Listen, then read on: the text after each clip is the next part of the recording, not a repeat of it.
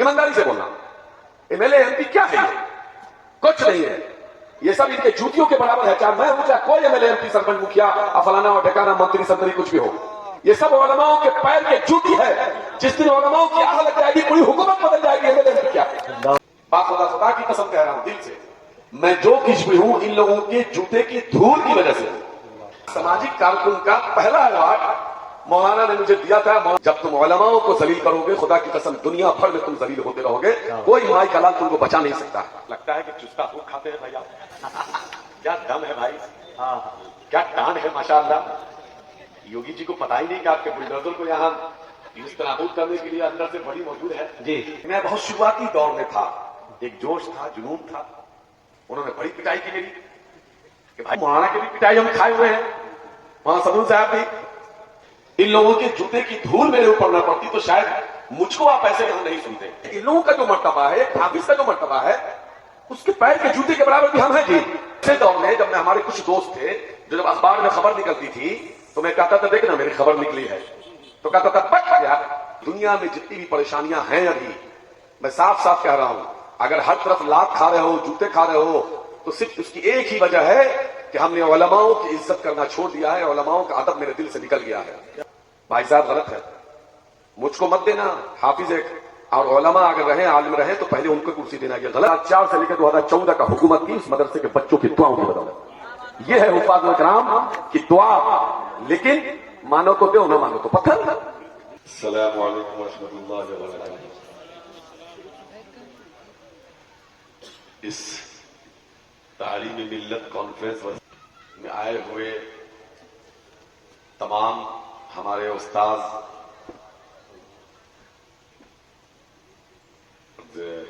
हमारे साथी, हमारे भाई और हमारे वालिद के यहाँ मौलाना सफीउर रहमान साहब, हमारे वालिद के बहुत ही खास दोस्तों में कह लीजिए, अल्लाह, बल्कि मैं ये कह सकता हूं कि इस डाइस पे जितने लोग बैठे हुए हैं, मैं किसी का नाम लूंगा बेअदबी ही मेरे लिए, अल्लाह, इसलिए कि वो तमाम वो लोग हैं जो जो मेरे वालिद रहमतुल्लाह अलैह के बहुत ही अजीज दोस्तों में से, साथियों में से, या फिर उनके बहुत मुहतरम शागिर्दों में से।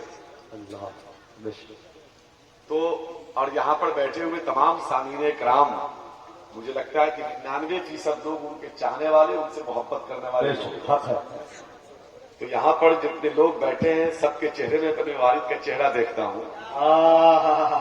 और हजरत मौलाना मशरूर हक साहब भी यहां तशरीफ फरमा है। इन्हीं के हुक्म पे मैं यहां आया हूं। और मैं मुजफ्फरपुर वालों की तरफ से, बिहार वालों की तरफ से, इस इदारे की तरफ से, यूपी से आए हुए 2 शानदार शायर का मैं इस्तकबाल करता हूं। और आप तो लगता है कि चुस्ता खूब खाते हैं भैया। क्या दम है भाई, क्या टान है माशाअल्लाह। योगी जी को पता ही नहीं कि आपके बुलडोजर को यहाँ नाबूद करने के लिए अंदर से बड़ी मौजूद है जी। उन्हीं के यूपी के लोग नहीं आशार में घबराइए मत। और यहाँ हमारे मुजाहिद हबीबी साहब, असजद भाई, सब लोग माशाअल्लाह यहाँ बैठे हैं। इनका क्या कहना, ये तो पूरे हिंदुस्तान में जाकर के एक छोटे से गांव के नाम को रोशन कर रहे हैं। इनका अंदाज तो एक अजब ही निराला है। कहीं भी जाते हैं माशाअल्लाह 50-50 हजार का मजमा है इनका, दिल्ली में हो, कलकत्ते में हो, कहीं भी हो। अल्लाह ने जो इनको जो सलाहियत दी है, बहुत कम लोगों को मैसर होता है। अल्लाह ताला इनकी हिफाजत फरमाए, नजर बद से बचाए। और बहुत ही मतलब, मुझे जब इनकी बहन की शादी में गया तब मुझे पता चला कि इनके वालिद भी मेरे वालिद के शागिर्द हैं जी। और इतनी मोहब्बत से उन्होंने गले लगाया मुझे कि मेरे तो आंख भर आई कि भाई, मेरी आंख भर आई कि भाई बताइए मेरे वालिद के शागिर्द भी है, मतलब यहाँ। और इतनी खुशी उनको हुई मैं जब वहां पहुंचा तो कि पूछिए मत। तो बहरहाल मैं जो कुछ भी हूं उनकी दुआओं के बदौलत हूं। और यहां बैठे हुए हमारे शहाबुद्दीन भाई, अबू तालिब भाई, मैं बेईमान नहीं हूं भाई। मैं एक वाकया बता देना चाहता हूं। اس مدرسے کا مولانا مشہور حق صاحب کا میرے اوپر ایسا قرض ہے کہ زندگی بھر بھی میں چنگل پہ کھڑا ہو کر کے اس کو نہیں ادا کر سکتا ہوں. قرض کیا ہے؟ قرض یہ ہے کہ میں بہت شروعاتی دور میں تھا، ایک جوش تھا، جنون تھا کچھ کرنے کا. حضرت مولانا صدر حسن صاحب یہاں موجود ہیں، بڑی مار بھی کھایا تھا. ایک بار الیکشن میں تھوڑا سا میں وقت لوں گا، ایک الیکشن میں وہ کانگریس پارٹی کے کھڑے ہوئے تھے تو آئے تو میں کودنے لگا، اور اس وقت کانگریس کی بڑی مخالفت ہو رہی تھی تو وہ کانگریس سے امیدوار تھے. میں نے جو ہے کس کے کہا کہ بھاگو یہاں سے، تم لوگ تو قاتل ہو، فلانے ہو، ڈھکانے ہو. تو مولانا اقبال صاحب ہیں ابھی بیچارے، اللہ ان کو حیات دے، انہوں نے بڑی پٹائی کی میری کہ بھائی وہ کسی بھی پارٹی کا کوئی، وہ صحیح تھے، کسی بھی پارٹی کا کوئی آیا ووٹ دینا نہ دینا تم مخالفت کیوں کرو، یہ ادارہ ہے، بدنام کیوں کرو. تو قاری رحم اللہ صاحب جو ہمارے استاد تھے، اللہ ان کی مغفرت فرمائے، وہ مولانا سے لڑ پڑے، اٹھا پٹک کر لیے ایک دم. بھائی آپ نے اس کو کیوں مارا؟ تو مولانا کی بھی پٹائی ہم کھائے ہوئے ہیں، وہاں صدر صاحب بھی. تو ان لوگ بڑی محبت کرتے تھے ہم سے، سب لوگ آج بھی کرتے ہیں. ان لوگوں کی دعا میں تو کہہ سکتا ہوں کہ آج میں جو کچھ بھی ہوں، آپ نے کہا کہ بھائی عظیم شخصیت، فضیم شخصیت، سب کچھ نہیں ہے. باخدا خدا کی قسم کہہ رہا ہوں دل سے، میں جو کچھ بھی ہوں ان لوگوں کے جوتے کی دھول کی وجہ سے. ان لوگوں کے جوتے کی دھول میرے اوپر نہ پڑتی تو شاید مجھ کو آپ ایسے یہاں نہیں سنتے. تو مولانا کا قرض یہ ہے کہ میں بہت شروعاتی دور میں تھا، جب میں کچھ کرتا تھا تو لوگ میرا مذاق اڑاتے تھے. میرے والد کو بھی کچھ جا کے کہہ دیتے تھے، جھوٹ پھوس جا کے کہہ دیا، والد گھر پہ آ کے ہم کو پٹائی کر رہے ہیں، غصہ رہے ہیں. ہم کہہ رہے ہیں کوئی ایسی غلط بات ہے، کوئی ایسا ہم نے کچھ کیا ہی نہیں ہے، لوگ جھوٹ بول رہا ہے آپ کو. تو نہیں، مطلب بہت پریشان ہوتا. تو میرے والد نہیں چاہتے تھے کہ میں سیاست کروں. جب وہ سو جاتے تھے چھپ کے، روشن دان بھی توڑے ہوئے تھے مدرسے میں، 10 نمبر جو روم تھا ادھر سے گھس کے آتے تھے وغیرہ وغیرہ، بلی کی طرح. ویسے دور میں جب قومی تنظیم میں بیچارے ہمارے شہاب الدین صاحب، کوئی اخبار تو ہم لوگ کو دیتا ہوتا نہیں تھا. ارے بھائی وہ بیچارے نہیں جو لوگ پالتا ہے، وہ اوریجنل والے ہم کہہ رہے ہیں. بیچارگی بیچارے اس لیے میں کہہ رہا ہوں، سن لیجیے کہ لوگ آپ کو بھی تانا دیتا تھا، ان کو بھی لوگ تانا دیتا تھا کہ کیا بات ہے بڑا چھاپتے ہو، جبکہ میں لکھ کے دیتا تھا. ان کا فرض تھا کہ چھاپے. طالب بانی کبھی کبھی فون کرتے تھے کہ بھائی کہیں جائیے تو ہم کو بھیجیے. تو بیچارے شہاب الدین صاحب کے بھی بڑے احسانات میرے اوپر ہیں. مجھے بہت ہی ذمہ داری کے ساتھ کہہ رہا ہوں، ان کے احسانات کو میں نہیں بھول سکتا. یہ ہوئے، شمشاد بھائی ہوئے، ان لوگوں کے احسانات کو میں نہیں بھول سکتا. تو میری زندگی کا میں کچھ نہیں تھا، صرف میرے حوصلہ افزائی کے لیے مولانا مشیر صاحب نے پہلی بار مجھے ایوارڈ دیا تھا. میری زندگی کا پہلا ایوارڈ کہ کیا سماج کارکن کے نام سے، کیا دور اندیش. میں ان چیزوں کو بھول نہیں سکتا. سماجی کارکن کا پہلا ایوارڈ مولانا نے مجھے دیا تھا. مولانا صدر الحسن صاحب بھی، مولانا صدر الرحمان صاحب بھی تھے اس والے میں، مجھے یاد ہے. وہاں تھے چھٹ بھگوتی پور میں، 12 میں چھٹ بھگوتی پور میں. مطلب وہ کچھ نہیں تھا، ایک حوصلہ افزائی تھی. اس کو میں لے کے بتاتا کہ بھائی مجھے سماجی خدمتگار کے ایوارڈ ملا ہے، میں کچھ کر رہا ہوں، حوصلہ بڑھا. ویسے دور میں جب میں، ہمارے کچھ دوست تھے جو جب اخبار میں خبر نکلتی تھی تو میں کہتا تھا دیکھنا میری خبر نکلی ہے، تو کہتا تھا بچ یار پڑھ کا چلا آیا ہے.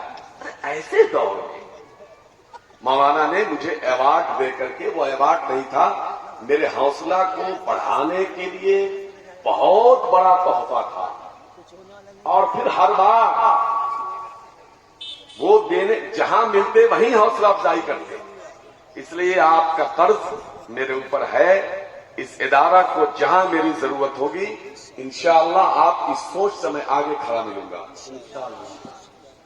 اور دوسری بات، یہ تو میرا نجی معاملہ ہو گیا.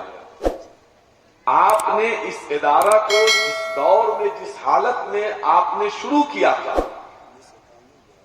ایک کوئی دوسرا مدرسہ تھا، اسکول تھا، اس میں آپ نے کرائے پہ شروع کیا اور بہت سارے مخالفت کا آپ نے سامنا کیا، نہ جانے کیا کیا بولتے تھے لوگ، ہم لوگ سنتے تھے، لڑتے تھے، سمجھاتے تھے، بہت ساری چیزیں ہیں، تفصیل میں جانے کی کیا ضرورت ہے۔ ان سب کو کرتے ہوئے، لڑتے ہوئے، مطلب آپ یہاں تک پہنچے ہیں، یہ معمولی بات نہیں، یہ دیکھنے میں لگ رہا ہے کہ یہ بلڈنگ بن گئی، یہ مدرسہ ہے، اس کے پیچھے جو قربانیاں ہیں وہ کوئی نہیں سمجھ سکتا ہے، اس درد کو، اس تکلیف کو جس کو آپ نے جھیلا ہے۔ اللہ تعالیٰ آپ کی اس محنت کو قبول فرمائے، اور ایسی جگہ خاص طور سے چندوارہ ایریے میں جہاں دانشوروں کی بھرمار ہے، معاف کیجیے گا، دانشور لوگ جو ہوتے ہیں نا ہمارے سماج کے، خاص طور سے وہ ڈرائنگ روم میں بہت اچھا بولتے ہیں، اور ڈرائنگ روم میں خوبصورت مشورہ دیں گے، کیا لگے گا کہ یہی 5 منزلہ بلڈنگ کھڑی ہو جائے گی اور سارا سماج یہی سدھر جائے گا۔ اب باہر نکلنے کے لیے کہیے گا، ارے جائیے آپ لوگ ہیں، ذرا دیکھیے آپ لوگ تو ہے ہی ہیں۔ ویسی جگہ پہ آپ نے یہ جو تعمیر کیا ہے یہ معمولی بات نہیں ہے۔ اب دوسری بات کہ وہ تو ہے ہی، علماؤں کے بارے میں یا مدرسے کے بچوں کے بارے میں کیا خیال ہے لوگوں کا، ہمارے ہی لوگوں کا؟ مولوی کا مطلب بھکمنگا، مولوی کا مطلب بے وقوف، مولوی کا مطلب پھٹا کپڑا پہننے والا، مولوی کا مطلب ناعقل، مولوی کا مطلب کچھ نہیں جاننے والا۔